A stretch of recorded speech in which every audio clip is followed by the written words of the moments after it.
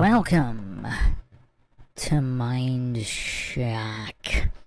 This is your host, Bruce McGuire, and this is Austin WITSIT, the one and only, versus JERAN, Flat Earth Debate Part 4, where JERAN seems determined to take the Dunning-Kruger Championship crown by spamming more fallacies than anyone ever in any debate on any topic. I mean, this is truly astounding. Absolutely astounding. The kind of numbers that JERAN has put up here. I mean, really, really incredible numbers. And we'll be picking up right where we left off. All kinds of records being set here. Obviously, we've been discussing whether or not JERAN is just has some kind of mental disability, or he's intentionally playing stupid and intentionally spamming all the fallacies that he knows are fallacies in an attempt to break the record for most fallacies in a flat Earth debate intentionally, regardless of his true position here. As always, if you enjoy the MINDSHOCK podcast, want to help logic and reason return to a world where it is quickly going extinct, you can donate to our PayPal. Check the link in the description. Make sure you subscribe, like, and share. Twitter, Facebook, Reddit, and Patreon. And you could also become a YouTube member right here on YouTube. Help support the channel that way. Questions, comments, theories, thoughts, suggestions, rebuttals, debunkings of any kind, leave them in the comment section. Unless, of course, you are with us here live, then drop them in the chat. I'll try to get to all of them. Welcome, Flatman B. And, yeah, we'll see if we can actually finish this one up, because I do want to get to the new Shiva Ayadurai Flat Earth video, where we can see if he has learned what the scientific method is yet, to see how intellectually dishonest he is. The goofery never ends in the Flat Earth happenings and debates and things of that nature. J-Rod says, I think something happened on the Antarctica trip. WITSIT had just vanished. Sucks because dude is my favorite debate. What do you mean he vanished? He's still around. He's got his own channel. He's made videos on the final experiment in Antarctica. I mean, this debate was after the Antarctica as well. So I don't know what you mean by vanished. I mean, he definitely doesn't make as many videos as he used to. But, yeah, he's made a few appearances. Dr. Bass Ackwards, goofery indeed. Welcome, Christopher Allen. So, yeah, let's see if we could figure out where we left off.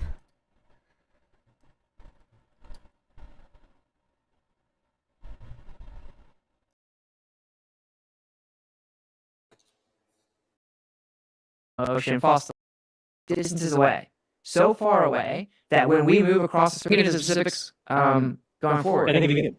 And so one of the presuppose like 7 or 8 things, and that's kind of my rebuttal. I listed off all the fallacies. There's some major questions, and for the next 30 certain distance, it lowers a certain distance, and if I move a certain more distance, it lowers the exact same distance. If anybody wants to go outside tonight, find a north.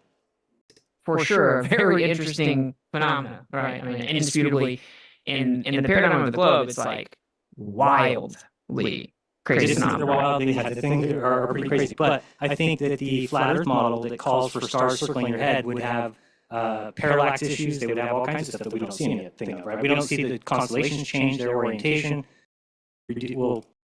I want to announce to the audience right now. So that's my main issue with this, is that before we even get to affirming the consequent, we have to, presuppose like 7 or 8 things.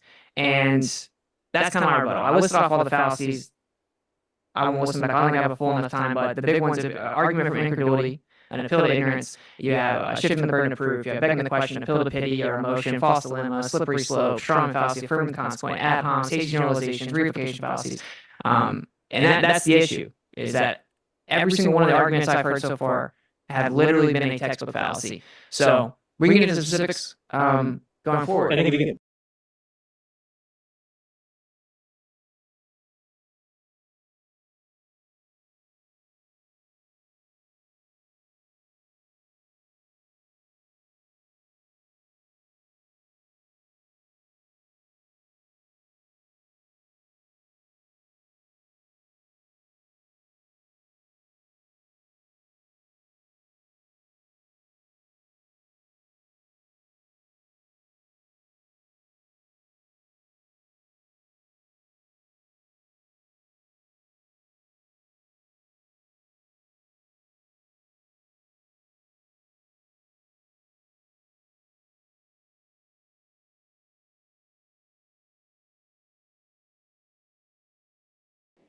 And time. Get into specific. Submit your questions. And for the next 30 minutes, we're going to engage in an open cross-exam between Austin and Jaron. I think it'd be good Gentlemen, are also if we kind of go through a certain distance perspective, and that. Let's stop right there. Let's stop right there. Oh, the things are pretty crazy, but exact rate. It doesn't have formula for perspective, but I don't agree with it. And so Okay, it's because we're physically changing our orientation, right? We agree with that? Yeah, I would agree with that. I just want to know if you're talking about if perspective is a mathematical equation. Is there a formula for perspective? Well, that's a good question, right? People do use a formula for perspective, but I don't agree with it.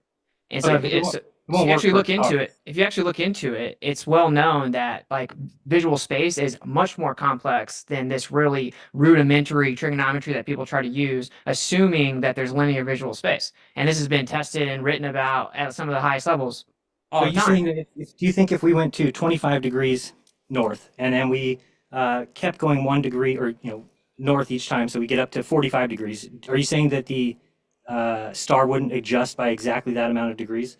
Based on if we go 69 miles north, 69 again, say we do it 10 times, it's 690 degrees, 10 steps so that way, so the North Star would be 10 degrees different. You agree with that? It will be, yeah, it'll be very close. It will not be exact.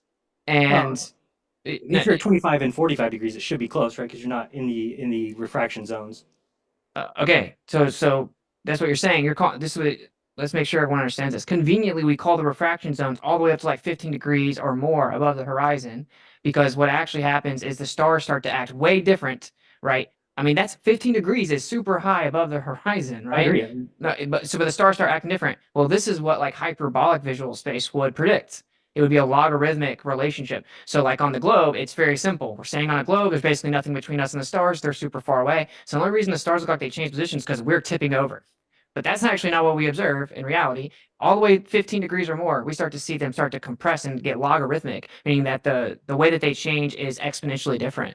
And even all the way up towards 90. So you're told specifically not to utilize those. So we can say it's refraction. That's not even like a realistic or viable explanation, like 15 degrees. So conveniently, the difference in the linear perspective and a hyperbolic perspective, it's a wash, right? According to the globe, it just conveniently, we're going to change that range and not use it. We're not going to use the range that would be different between a linear and a hyperbolic visual space. But is that also the place where refraction would cause issues with the observations of stars?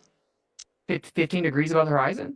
Sure. I mean, if you're looking out in a direction, that's not very high, and that's where all the atmosphere is, right? So you're going to be looking through the most amount of atmosphere at about 10 to 15 degrees from the ground. That's where you're going to have, again, I'm saying if refraction is true, which I believe that it is, and then you just have to say, well, that's what the globe is saying, is that the reason that the stars get mushed together is because they are being refracted, or they kind of disappear, they kind of get mushed together. Wait, did we get here? I think we're a little past here, right? I think we're a little bit past here.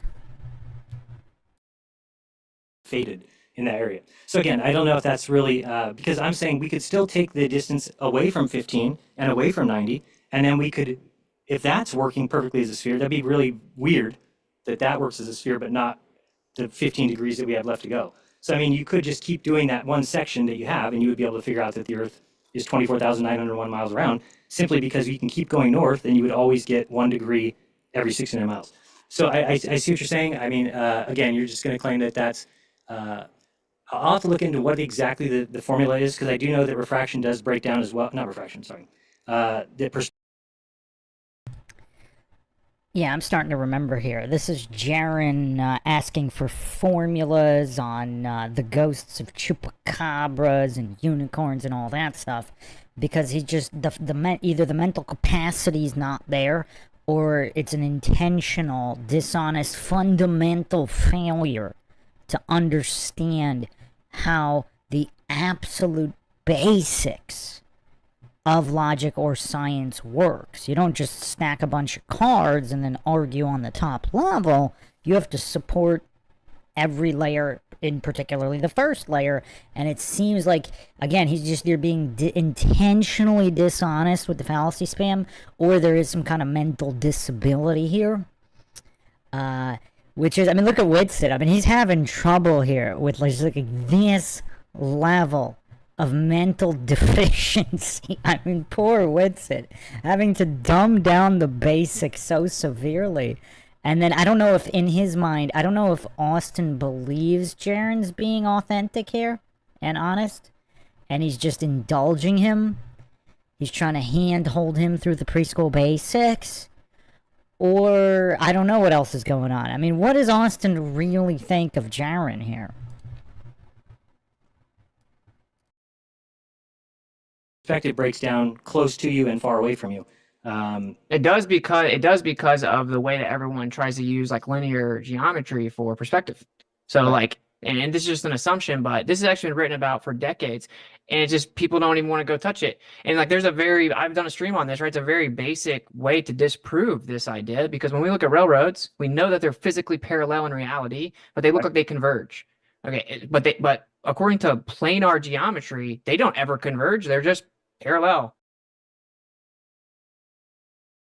Yeah, this is exactly where we left off last time. So now I will be engaging the counters here. This is exactly where we left off.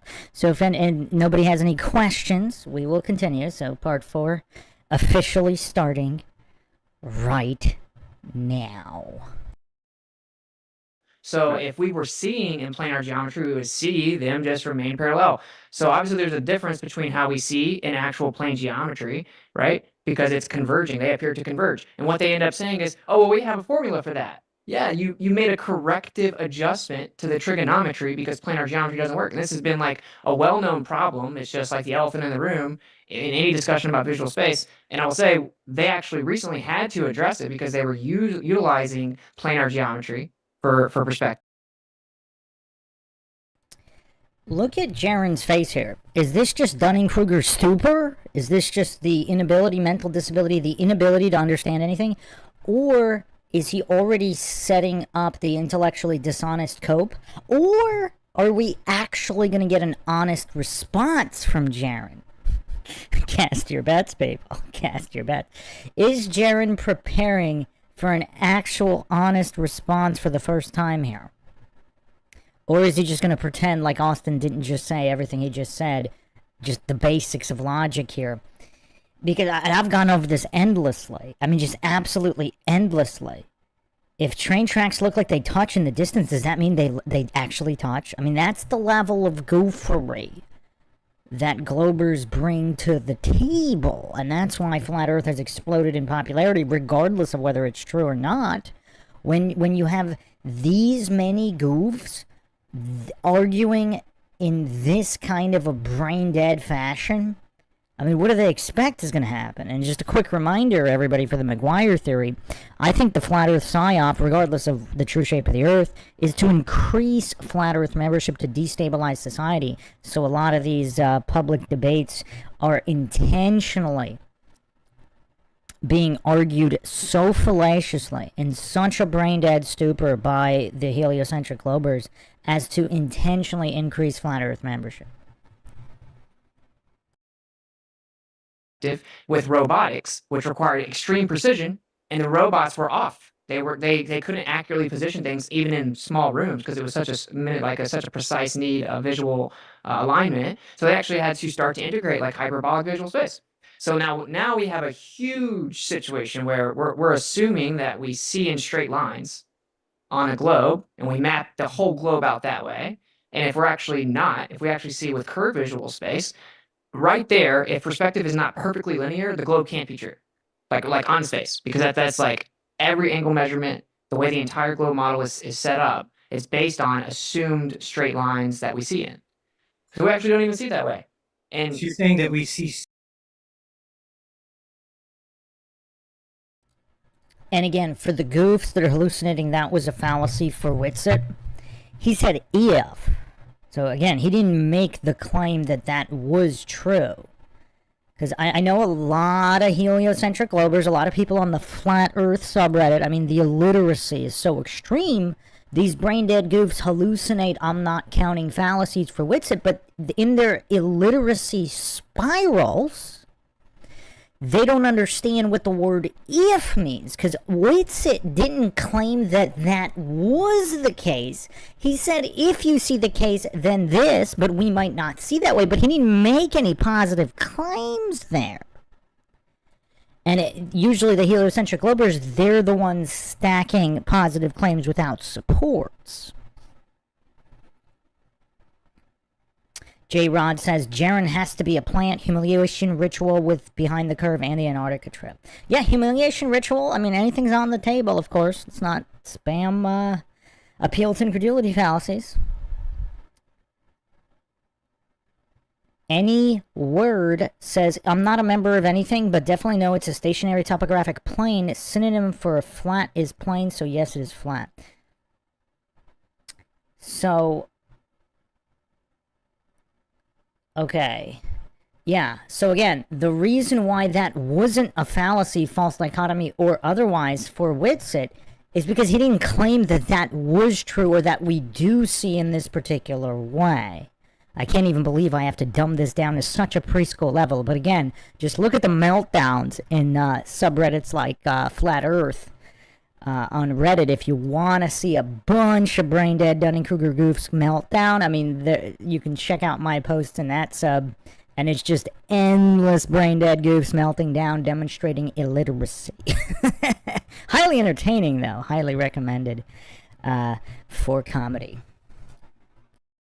Curved lines to the stars? I'm saying that like the collective visual space. And again, the reason that's why it's not a fallacy for JERAN there is he just asked a question.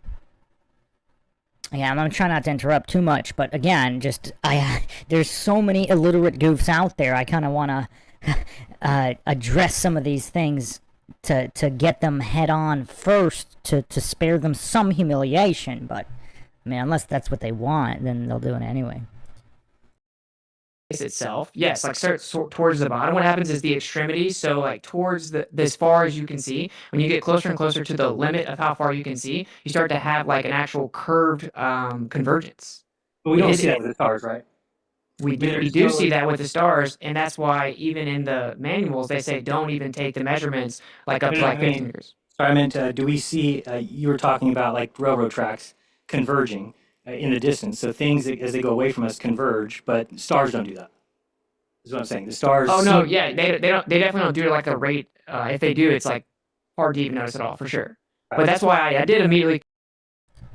And again, I know I'm interrupting a lot here, but look at the difference between an intelligent individual, because he's immediately not saying, well, maybe they could still converge. It's just obviously wouldn't be the same rate as the railroad tracks, obviously due to distances and all of that. But JERAN immediately is trying to spam that false dichotomy, immediately trying to make the claim, yes, no, that without which would also be a reductive logical fallacy, without even attempting to account for other variables. Because maybe the stars do have some kind of convergence going on, it's just we don't notice it. But if you're a brain dead goof, you're going to immediately say, oh, they do, they don't, they do, they don't. Like, you leave no room for any kind of other variables. And that's the difference between an intelligent individual and some of these brain dead goofs. Christopher Allen says, JERAN the Jesuit. Allen says, there are two types of people in the world, those who can extrapolate from incomplete data.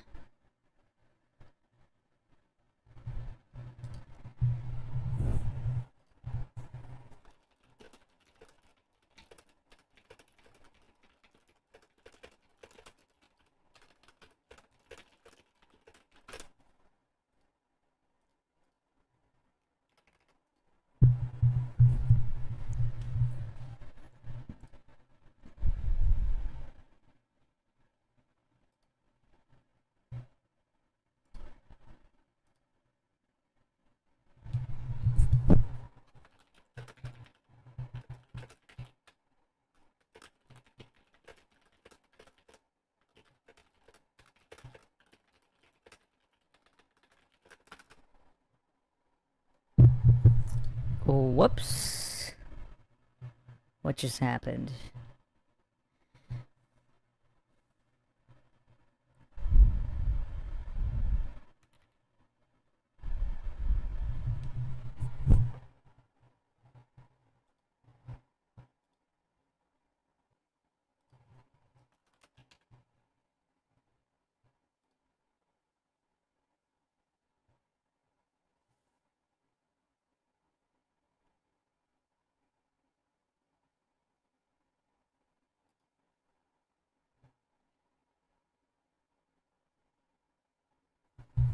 Are we back? Oh man, the lag is just unbelievable here. Ugh. Let's see.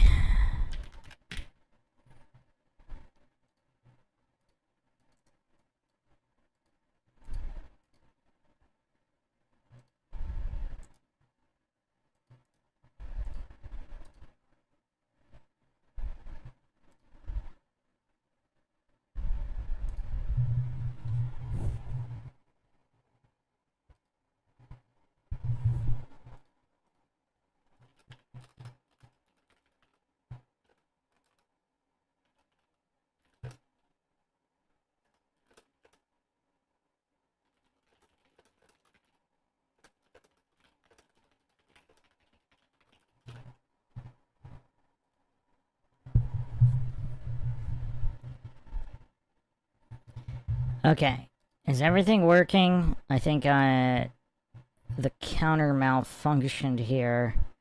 JERAN's got too many super fallacies. Let me fix this. He's supposed to be at...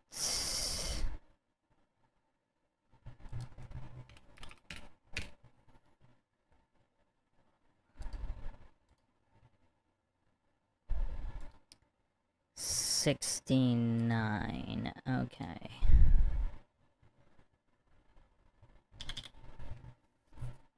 Alright, now we're good. Alright, let's continue. Can see that yes, the sky isn't just like very basic, but they're in like a different realm almost, right? We don't, regardless of what you think about the Earth, it's well known that what happens in the sky is like something totally different, right? Like we don't know. Like according to the globe, it's pretty crazy as well. It's actually, I would say, much crazier. I'm not claiming to know exactly how the sky works, and I'm also acknowledging that perspective is not exactly like this one-to-one. I don't even believe that it is linear. The evidence shows on the Earth that perspective is not that way. So now if we're going to add way more distances to the stars, right, we have to account for curved visual space. Let me just say for you so you understand my position too, is I'm not buying into any of the other stuff yet. That all takes being convinced like I was of the sphere. So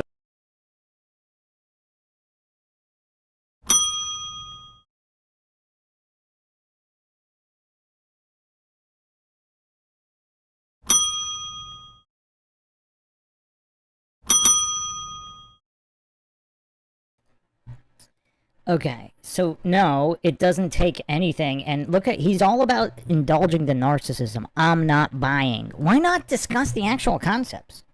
Why not discuss the actual scientific method? Why not discuss what actually is or isn't supported? Like, why default to narcissism? I'm buying this, I'm buying that, and then spamming the straw man and false dichotomies, fallacies of this requires that and that requires that when it absolutely does not. I mean, yeah, it's quite painful here. Quite painful. I mean, I really don't know if I could finish this, but I mean, I'm trying. It's just the goofery is so off the charts. So everything else is on the table, but the sphere is not something at this point that I think can be changed.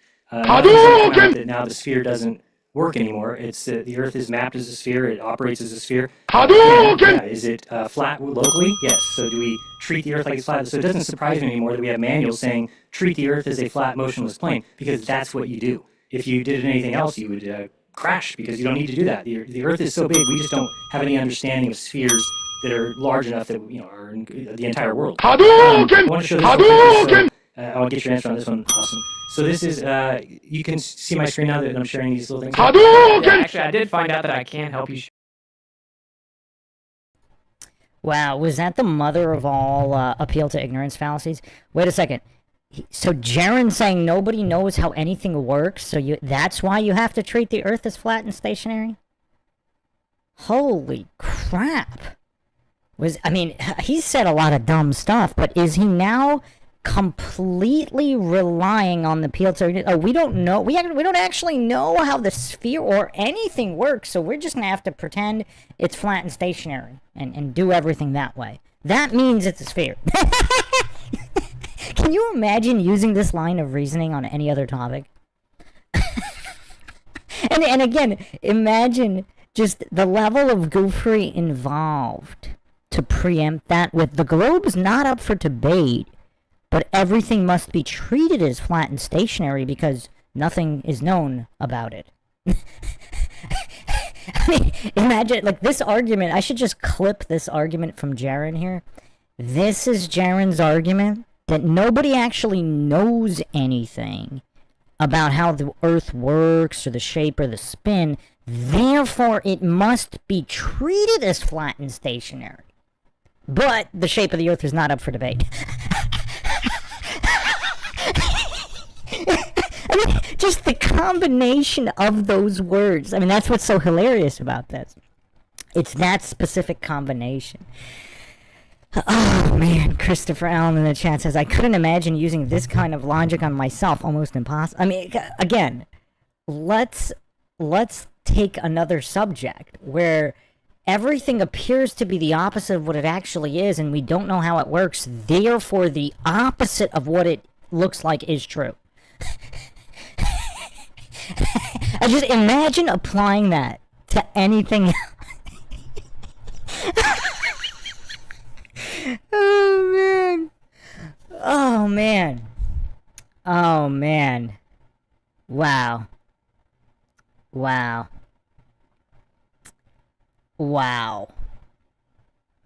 I don't know where to go from here with JERAN.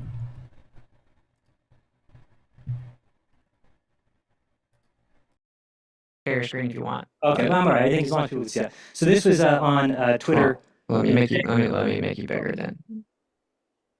It's like super small, right? So, but it is kind of serendipitous, or whatever you want to call it, that this is the 6th month of the day anniversary of this particular observation. So this is the 24-hour sun on December 14th in Union Glacier. So this is what Austin and I both saw. We both know that we were both there. We both know there was no trickery. There was no funny business. That's the freaking sun. And it does circle you. So, how do they both know there's no funny business? So, again, at the beginning, he was hallucinating that he has all the top-level clearances. So he knows every single piece of top-secret classified technology that exists in the world. So he knows for a fact that there are no holographic there's no holographic technology that could simulate a sun, because he has all the top-level clearances, and he's definitely not lying to us, even though he's provided no receipts. So not only is he speaking, so what's hilarious, not only is he speaking for himself, he's also speaking for Austin. He's saying Austin knows there was no funny business. Oh, man. Okay, this has moved firmly back from sad and pathetic to actually kind of funny. So, okay, this is actually kind of funny. Hallucinating not just for yourself, but for others. Oh, this is funny. Oh, this is pretty good. This is getting good. Okay, if he can maintain this kind of comedy, maybe we could actually get through this. Something interesting is if we go now to the Google Earth here, you can see that, yeah. So I've got Google Earth pulled up, and you'll see up here that I've got the date as 6/14. You can't see that high? Oh, it's a little bit. So we can get this, you can see it. Shoot, hold on, I don't want you to see. Sorry. And of course, all of this is 100% legit, because there's just no way any governments or private companies would ever cover anything up for any reason. So obviously this is all 100% legit and representative of reality. Stop. Okay, let's go with this one instead. That's better. All right, now you can see it up there. Right. So you see at the top here it says 6/16. I went back 2 days, but you'll notice that this is at the north, at 80 degrees north, so the complete opposite of where we were 6 months ago. And if we play the time lapse, you'll notice that the sun does the exact same thing that we saw it do, only the opposite. It's the opposite direction.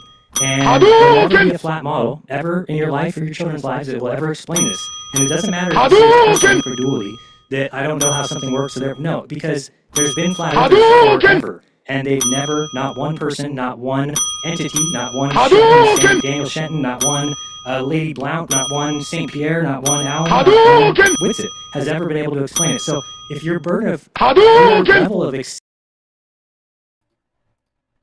What is he smoking? A ton of people have given several different explanations. They might not be true, but, you know, they were explained many different ways, not just one same way. So to pretend this, to spam this many fallacies in this rapid succession, I mean, I really do think he's going to capture the Dunning-Kruger crown. But also notice how he's presupposing, again, with the logical fallacy stack of circular reasoning and false dichotomy. Because he hasn't supported that this particular observation of what he's alleging to be the sun, not only the sun, but the same sun seen in all these different places, but he's offered nothing because he doesn't understand, he either is playing stupid and pretending he doesn't understand how burden of proof works. So just the absolute fundamentals, like the preschool fundamentals of just making claims.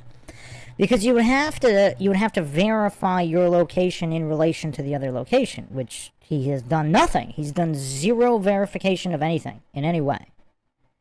And so, yeah, I mean, quite the humiliating performance, either intentionally or not. acceptance of something is you're not allowed to say that it doesn't, oh, just because I don't know how it works. Well, how many people need to say that something doesn't work until we know it doesn't work? Eventually, we have to get to the conclusion that something will never work, and we move on from there. We just leave it. We don't stay on something and say, well, we still think the Earth's flat no matter what, even if it doesn't work. There is a model that very simply says, of course, you would see 80 degrees north, the opposite of what you would see 80 degrees south. That's how the globe works. It's what it predicts. It's what it calls for. So, and again, it's the exact same, meaning that if you were to measure the lowest, which looks about right there, the lowest spot in the sky, if you measured that, it'd be 15 degrees. If you notice, it's exactly north. Okay, what I figured out in the south, whoops, let me move up. What I figured out in the south was by watching the sun, I said, man, every time the sun gets to its lowest position, if I walk towards it, it will just up by 1 degree every 69 miles. And we were, remember, it was like 15 miles or 10 degrees low or 15 degrees, wherever it was in the south. And I realized, oh, I bet you we're 790 miles from the pole, because you could just figure that out by how many times you go towards the sun till it, sorry, it was at 15 degrees, but by going towards it, it's going to lift. And every time it lifts 69 miles, you would do it 10 times, it would lift 690 times, so 690 miles, you'd travel. And that's where the South Pole is. Because what that would do is raise that sun to 25 degrees, and then what would that move the 35 degrees behind you to? 25 degrees. There's only one place on the Earth that will allow the sun to go around you and stay at the same height the whole time. That is the North and South Pole. And that is what... I mean, he's not even logically consistent here. He's saying there's only one place, but if there's 2 poles, that's 2 places. So you can't even count here. But I think that was a record both in succession of fallacies and super fallacies. Because just the stack of fallacies there, I mean, that was just incredible. That was just incredible. I mean, just the stacking of hallucinations on even knowing where the South Pole is. Is he talking about the true South? I mean, which South Pole? Because they have a sign at the South Pole, which is they're saying is not the real South Pole. But he's presupposing and fallacy stacking, making this claim that not only is that the sun, but it is that distance and this amount of degrees relative to a location that he hasn't even substantiated. I mean, this level of go-framing is truly incredible. And that's even if he's where he thinks he is in Antarctica. Oh, man. Darian in the chat saying, at this point, this is just impressed. Yeah, I mean, even Sartain didn't go off this hard. I mean, this is incredible. This is incredible. We saw 15 degrees and 35, but now I can infer from that there's a South Celestial South Pole. The South Pole's there. Flat Earth wants to keep pretending that it might not be, which is them creating a paradoxical world where we have a North Pole, and underneath it, we have a North Celestial Pole, underneath it we have a North Pole. We have a South Celestial Pole, which is exactly 180 degrees from the North Celestial Pole. What's below it? Flat Earthers will never answer that because it completely destroys the model. You can't say there's a South Pole because on a flat map, everywhere is the South Pole. South Pole is in all directions everywhere. So my question to you, Austin, is with this,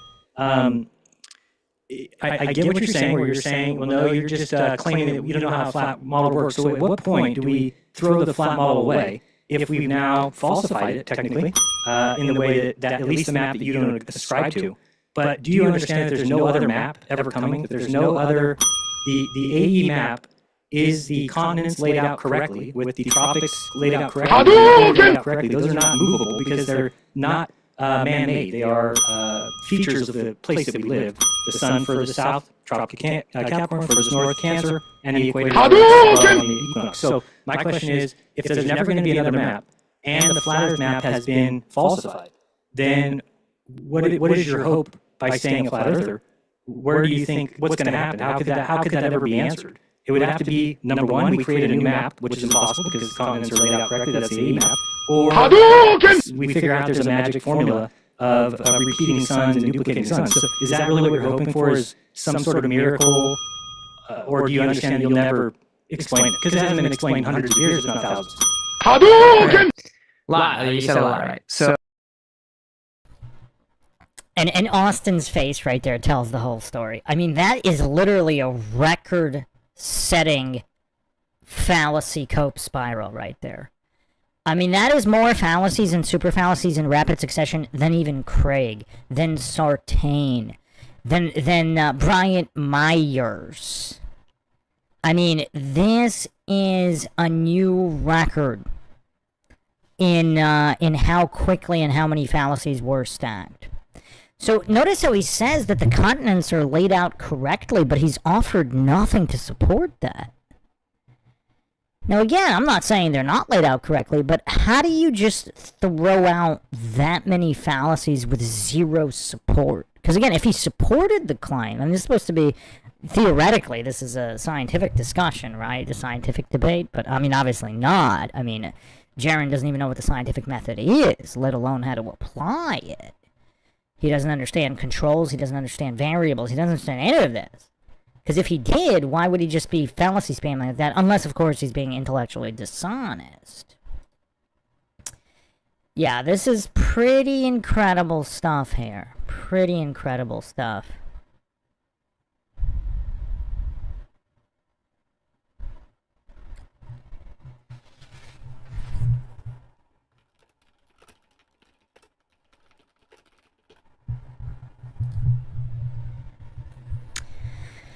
So, yeah, I mean, that was pretty impressive, actually. I actually was somewhat impressed. Because that was like Destiny level of verbal diarrhea with Craig-like stacking. Although, we do have to say, I don't know if he 11 stacked a fallacy. Because I think, what was Craig's record? Like 11 fallacies in one statement? Because he was only like, you know, triple stacking, quad stacking in rapid succession. I don't think he hit 11 fallacies in a single statement. I mean, that's reserved for Craig. But, yeah, let's continue here. Oh, yeah, we can take it slow. I just want to know, what is your... Do you acknowledge that in the north right now, today, 80 degrees north, they would be seeing the inverse and complete opposite of what we saw? Yes, it certainly seems that way. Now, I mean, you know, we did one trip and we saw one location, but it was pretty close to matching. Like, I don't even think it actually matched perfectly some of the elevation angles, but, you know, pretty close. Sure. But here's the thing, right? For one, it's like, how are we even determining what is the opposite? Look, what are we talking about right now, right? We're talking about a model.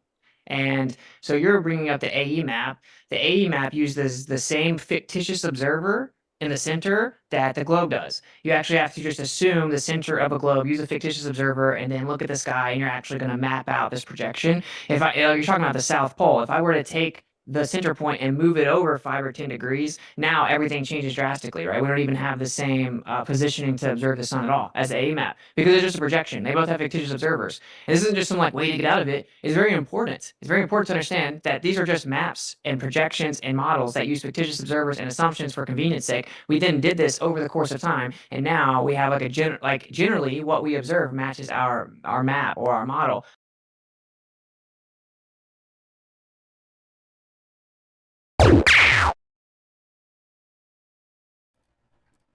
Now, who's gonna bet JERAN either is not understanding what a fictitious observer is or how any of that works, because JERAN just hallucinates that not only were all these globe maps all identical and work perfectly, but they were always like that.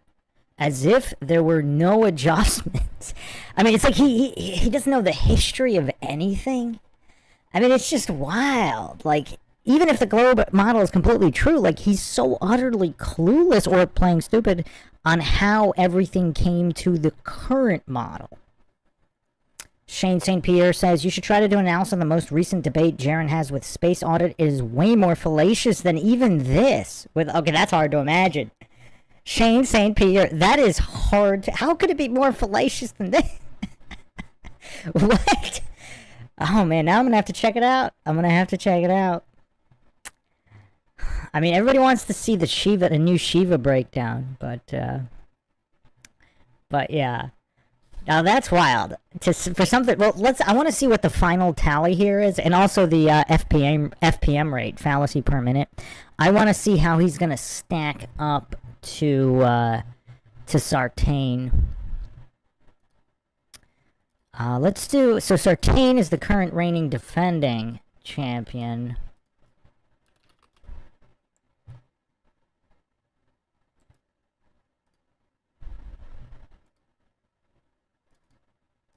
Let me get Sartain's numbers here. Got a little bit of lag.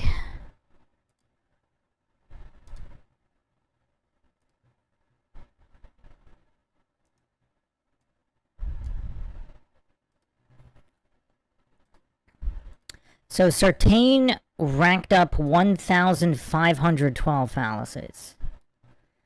I did the calculations on his FPM and everything. I don't know where I put that. I'm gonna have to dig that up. Let me see if I have that handy.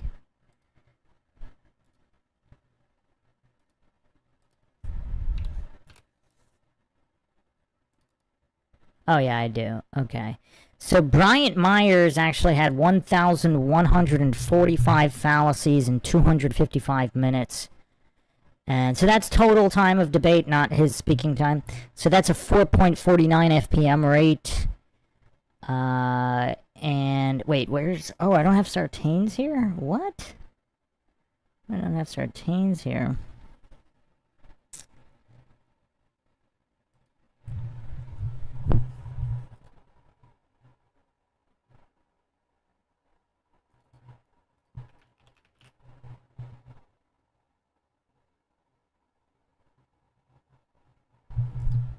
I mean, we could calculate it, though. Let me get the time.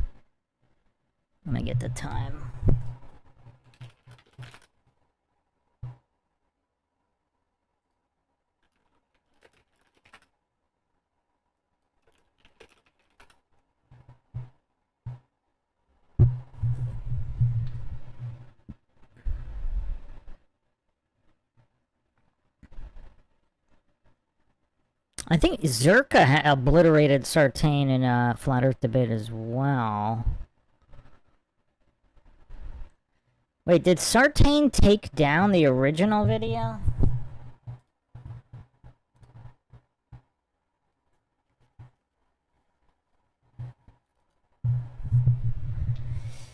Alright, let's see here. So it was...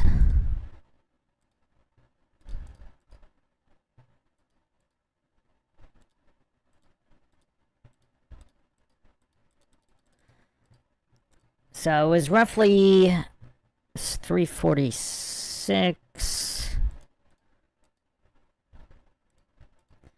So 226 minutes.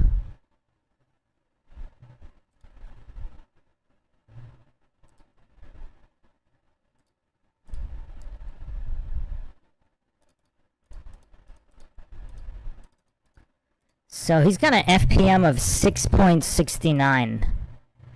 So Sartain's at 6.69. We could actually calculate JERAN's thus far.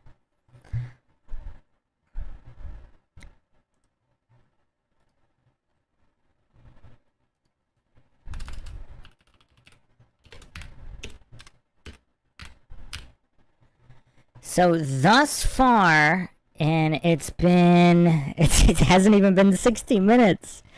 Wow. So in 55 minutes,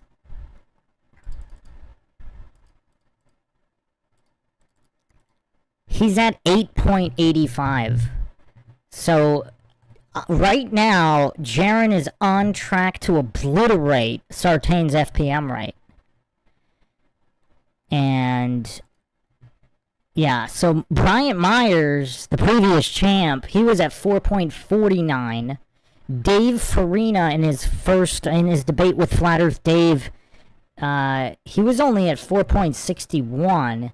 And Sartain, the current reigning, defending Dunning-Kruger champ, it has a 6.69 FPM rate.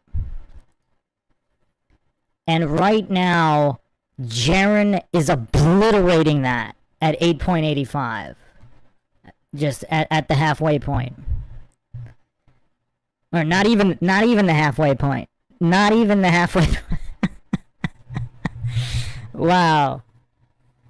Wow. Rig said audio is super distorted. Is anybody else having issues with the audio? What about now? I turned down the volume slightly. Usually people complain that it's too low.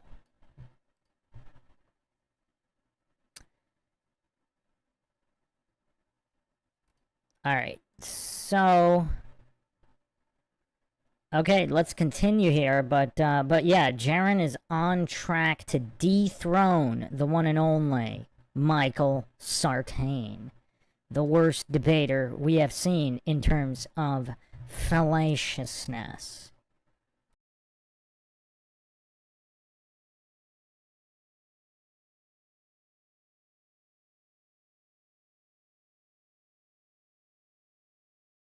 And you keep saying, like, you keep bringing up the AE map as if, like, I'm supposed to answer for that. And you say, well, were you expecting to have some other...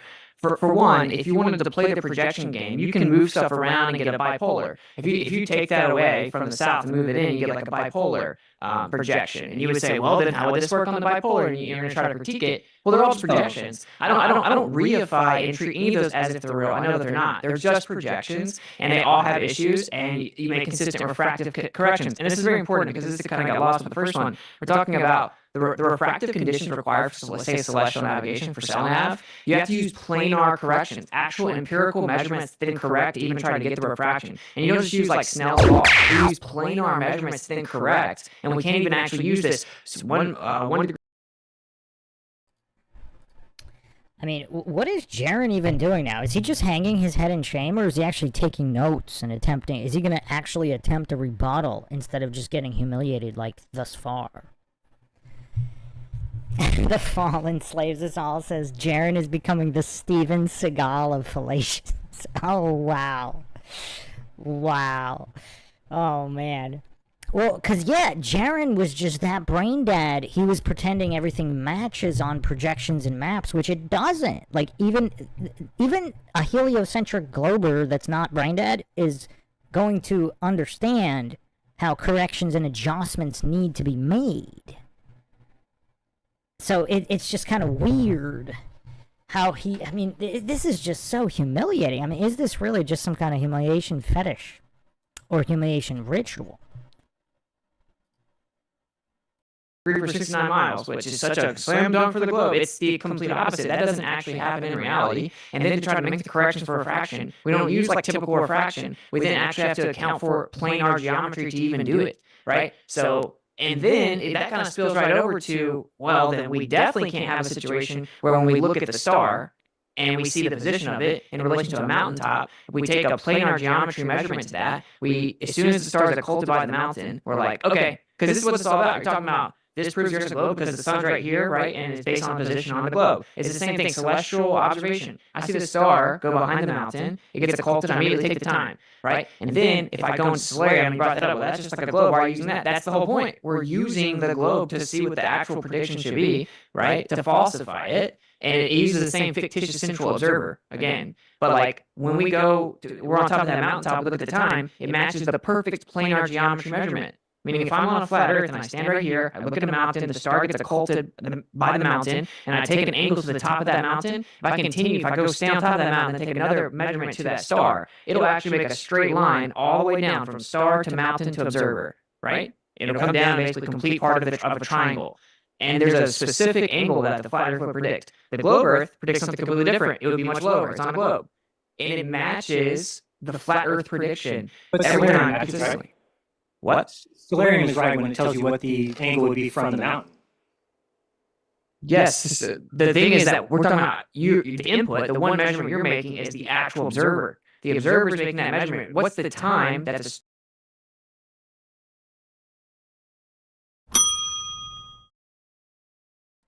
And notice how JERAN immediately went to Stellarium, which, by the way, it seems like he doesn't understand how to use Stellarium.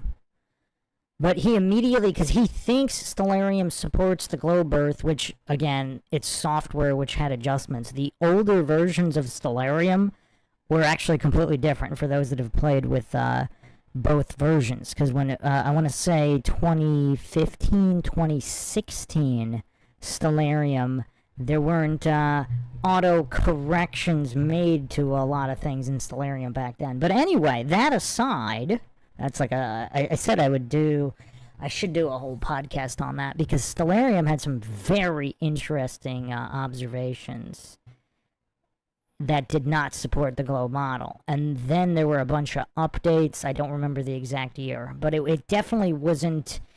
Was it 20? It must have been after 2017, 2018. I want to say somewhere around there, there was a new version or update, and all of a sudden a lot of the so-called measurements were different. But notice how JERAN doesn't even attempt to use whatever's left of his brain. He immediately wants to default to authority or genetic fallacy. This so-and-so is correct. Instead of actually utilizing your brain to think about it and attempting to even do the calculation yourself, he immediately wants to bootleg. There's a compulsion to bootleg an authority instead of to utilize science, logic, and reason. Stars occulted by that mountain. And then we're going to compare that. It makes a perfectly straight line where it wouldn't on a globe. And so what all the globe proponents have been trying to do is claim refraction, trying to find out any way they can to claim refraction. And they can't with this, though, because it's occulted. It isn't there. It's not even there to talk about, to invoke refraction. It's not even applicable. So this guy doesn't help. Like if we act, like these always just get thrown under the rug. These are like major problems. We're claiming the globe is a physical geometry changing our physical positioning, and that's why we see the sky the way we do. Look at JERAN not even paying attention to what Austin is saying and just worshiping this software that he's, and hallucinating it's all true without actually addressing any of the foundational points Austin is making. I mean, can you be more allergic to the scientific method than JERAN is being in this so-called debate? Then how come whenever we start to get down where, hyperbolic visual space would be expected to converge, that's what we see. We can't use the globe, or we can't even navigate. Then we try to make corrections. We have to use plane measurements, plane trig, plane geometry to even make the corrections for the refraction that we're presupposing. So, this is a major problem for the globe. And this, I want to hit something meta, and I'm going to get back to you. This is the meta part here, right? That you're like, because this is what I don't understand, right? I believe you that you're saying you don't understand how I'm still a flat earth. You don't get it. I went there with you, and how do I not see it? And you think that, I'm not stupid. You don't get it. This is how. I don't. Okay, well, how I feel though, right? Yes, Austin knows basic logic.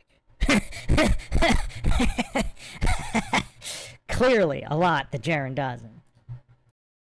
It's like, I don't understand how, if there is an entire list of refutations, geometric refutations, that need to be addressed, if I come over here and I see something that we previously just didn't have access to, that was the issue. We didn't have reliable access to it. That's how we felt. So that we And they still might not. Because how did they know they were where they think they were, where they were told they were on Antarctica and in relation to the other continents?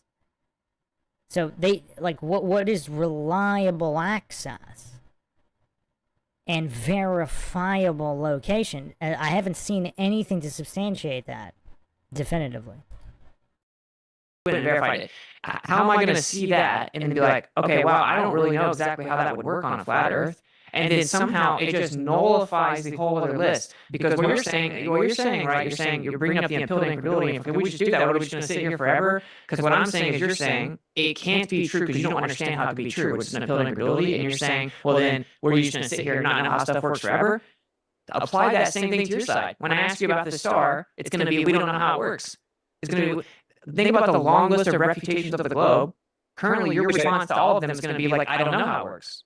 Well, I don't know any. So you're telling me there's observations that you just said that it doesn't work, that we do 69 miles. But let me just say this. So if you know what your degree of latitude means, right? So if we're talking about the difference between 42 degrees and 32 degrees, we know that that's 10 degrees. And so we know that that is the distance between those two locations. 690 miles. So are you saying that if we measured it, it wouldn't work out? I don't understand how you can say it doesn't work, yet it's how the world is mapped. I'm saying that generally speaking, that relationship is somewhat accurate. We're actually using planar geometry to even do it. And like, how brain dead do you have to be to not understand that whether you mapped something to a sphere or to a flat plane, you could have similar distances on both? Like, again, is it possible JERAN's that mentally disabled? Like, is it possible? I don't know. That's tough. That's tough. If you were to go into the real world and try to just, let's just assume there's a globe and it's 1 degree per 69 miles, and I'm actually like, oh, look, it's kind of cloudy up above me, but I see some stars that are like 10, 15 degrees above the horizon. If I actually start navigating using that, I will not be able to do it. If I assume there's a globe, it won't work. And that's a major problem because this side would predict that. My prediction would be That's how they sail boats. That's how they sail boats. That's how they found the South Pole. That's how they found the North Pole. Everything that they've done is through the stars, and you're just throwing it away and saying, "Oh, we wouldn't get anywhere. We wouldn't actually be accurate." I don't know. I'm saying yes. There's no doubt that we have a well-established relationship between the sky and how we navigate. Like no one can dispute that. But the point is, like, why? Why is it the way that it is? Why do we see it the way it is? Why are we able to use it reliably? You're saying it's because it's the globe. We're physically changing our angle, our orientations, making the stars look different, right? That's the claim. But in reality, that doesn't match the evidence. I'm saying, well, we're on a plane, and the way that we see is not in these perfect infinite straight lines. That's factually not true. We can even disprove it with railroad tracks. So we would expect there to be a pretty solid relationship right in the middle, the little sweet spot, until we get to the extremities where it's going to converge and become logarithmic. That's literally what we see. With curved visual space is what we see. So we mapped it out. We mapped it out, is what I'm saying. It's reliable because we mapped it out. There's no doubt that's how we see the sky. The debate is about why do we see the sky that way? Yeah, I get you. Because I just measured from 20 degrees to 30 degrees, and it's exactly 687 miles, which is what you would expect, 69 times 10. And then what I'm saying is, so those two are not within the refraction zone, being at 20 and 30 degrees. So what you could do is then just move here and do it again for another 10 degrees, do it again for another 10 degrees, and you would keep going until you've done it. That's the whole sphere.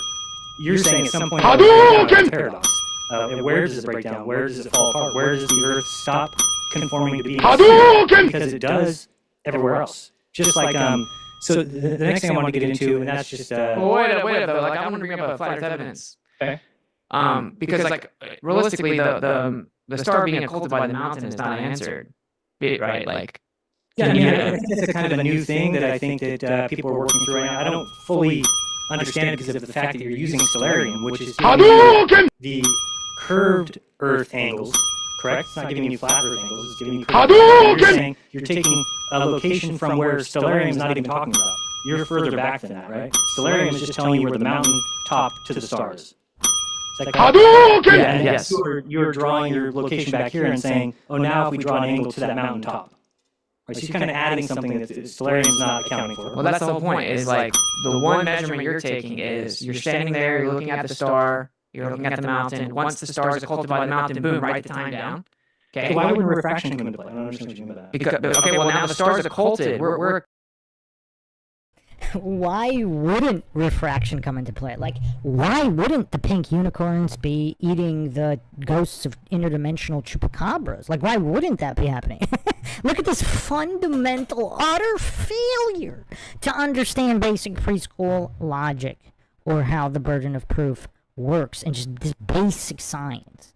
Just basic argumentation, and JERAN's just like absolutely allergic to it. Like, why wouldn't the pink unicorns be eating the ghost of an interdimensional chupacabras? Like, prove that they're not. Prove that they're not. Let's get some formulas. Oh man. Oh man. If JERAN does capture the crown, it'll be well deserved. It'll definitely be well deserved here.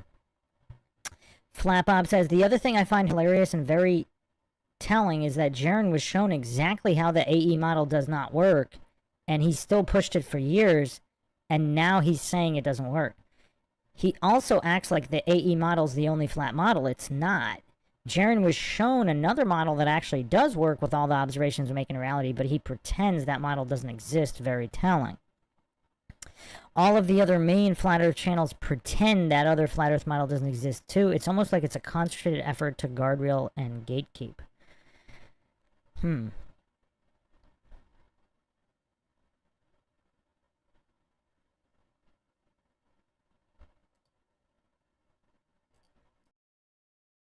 Accounting for the position of the star once we're not even seeing it, it's occulted. So how are we going to say the position of the star is because it's being refracted? It's not.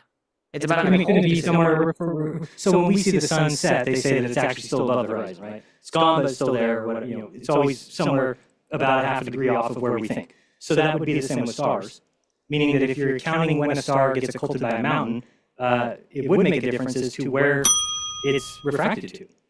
Is it refracted above the mountain, below the mountain? Is it?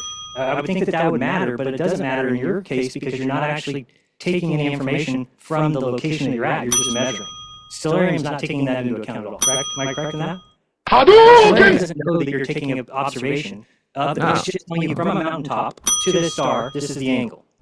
Correct? That's correct. That's what Stellarium's telling you. And then you're saying, well, if we step back further and measure to that mountain, then it matches a planar angle. And does that, I guess what I'm confused is that then matches Stellarium or doesn't? No, it doesn't match. It doesn't match. Who's saying that it's a planar angle, I guess is what I'm trying to say. Not Stellarium.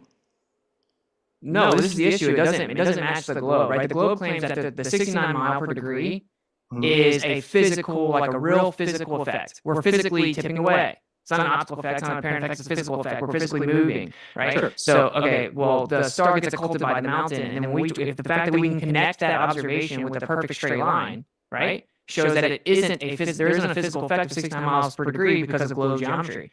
It can't be.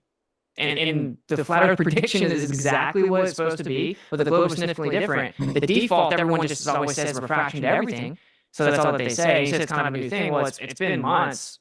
Right, and the most of the globes just keep on trying to find different ways to say somehow it is refraction, but it's not actually optical. Yeah, I mean, it's funny to me to the beginning because this is when I was answering everybody about we don't look at lights in the sky to figure out the shape of the Earth, and then 2 weeks later, this celestial theodolite comes out, which is looking at lights in the sky to figure out the shape of the ground. So I just kind of dismissed it on its face, and I guess I'll look into it a little bit more. But I guess I still want to go back to what you said because it still doesn't make sense to me. Why couldn't we just measure in 10-degree segments on the Earth to stay away from this? Oh, you can. But so we would calculate, and that would come out to 24,901. But you're saying why can't we just avoid the part that falsifies the presupposition that we're on a globe? Because I don't want to. Because I'm bringing up that it falsifies the globe. But if there's refraction, that's why we're not taking those angles because they'll be off. So if we just take the angles that we can see, say from 15 to 80 or 90, well, that is sufficient to get us to the shape of the Earth. But they use empirically derived stars, so that they use actual observations with planar geometry to actually make the corrections with cell nav, which is not the same as like Snell's law, like refraction. They actually have to use planar geometry to try to make these corrections, and you're just. I will say it's somewhat baffling that you're able to just default to. No, not even default so comfortably now. No, it's not that it's so comfortable. It's that they have an explanation that has been measured and does show to be the case. I've seen examples myself, but here's what I want to go back to. If people understand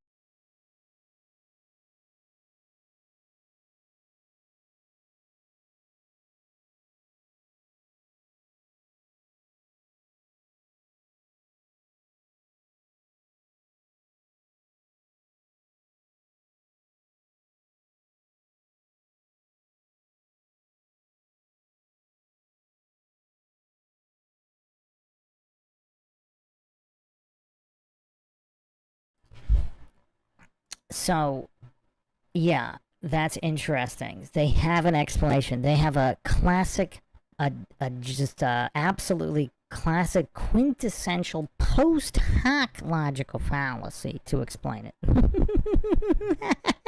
I mean, Jared, like, how many times does Austin have to hand hold Jaren through preschool basics, and Jaren's just continuing to spam the post hoc fallacy and continuing to demonstrate absolute illiteracy on every level?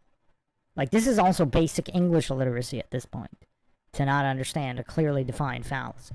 I mean, these are basic words.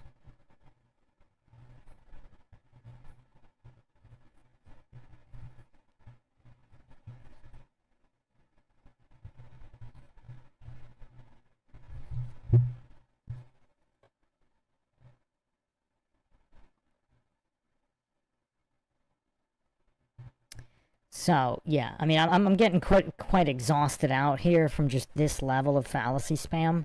I'll let it go maybe another minute or two, but we're gonna have to, yeah, we're gonna have to be back for another part. I mean, this is just rough. Understand that the latitude that you're at is your angle to Polaris. There's no getting around that. If you measure your angle to Polaris tonight from wherever you're at, it will be your latitude. So if we know then that somebody at 45 is going to see Polaris at 45 degrees, and somebody at 35 is going to see it at 35 degrees, then we just need to measure the distance between a person at 35 and 45, and guess what you'll get? 690 miles every time. Because the Earth is a sphere, and it works as in a linear fashion like that, or I don't know what you call it, in a very equal action like that, every 69 miles, 1 degree, and that's how we have the whole Earth is mapped. Now, I want to ask... it's calculated. It's a calculated presupposition based on the actual astronomical how is latitude. it a presupposition if it's the measurement of miles? It's not a measurement. You measure one... Okay. But I'm saying if we... I mean, at this point, a lot of this is just appeal to invincible ignorance. Just arguing ad nauseum by repetition without actually making any points or supporting it. Notice how Jaren couldn't support a single thing he said. All he could do is presuppose positions on a presupposed model and use those presuppositions to support other presuppositions and declare his model true. Just textbook House of Cards and allergy to the scientific method. Oh man, wow. Yeah, I'm gonna stop it here. I mean, just this is next level stuff. I mean, if he actually dethrones Sartain,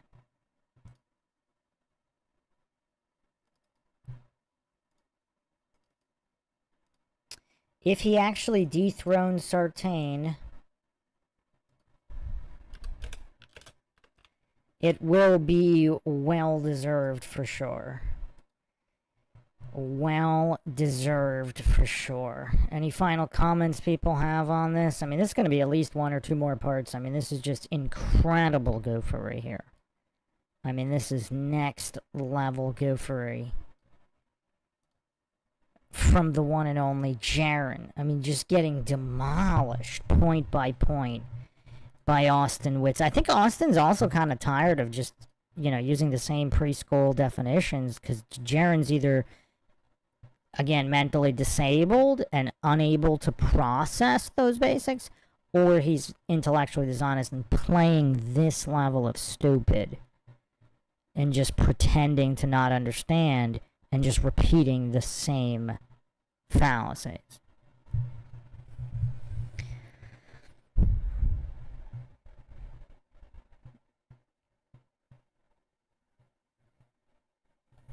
So, yeah, anybody got any final comments on this? And then we will return for the next part to see. But he's definitely on track to unseat Sartain. If he keeps this level of spam...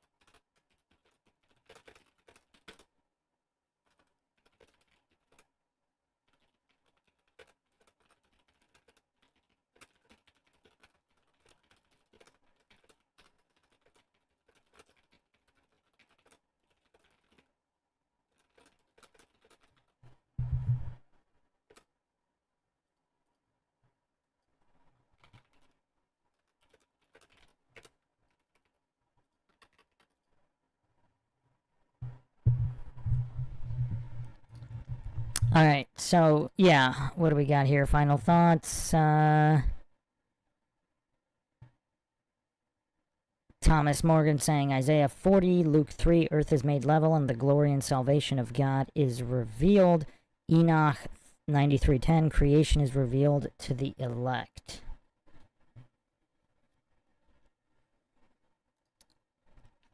But yeah, thanks everybody for joining us. If you want to help support the podcast, help logic and reason return to a world where it's quickly going extinct, you can donate to our PayPal and check the link in the description. Make sure to subscribe to the channel, like and share, Twitter, Facebook, Reddit, and Patreon. Catch you guys next time. This is Bruce McGuire signing off.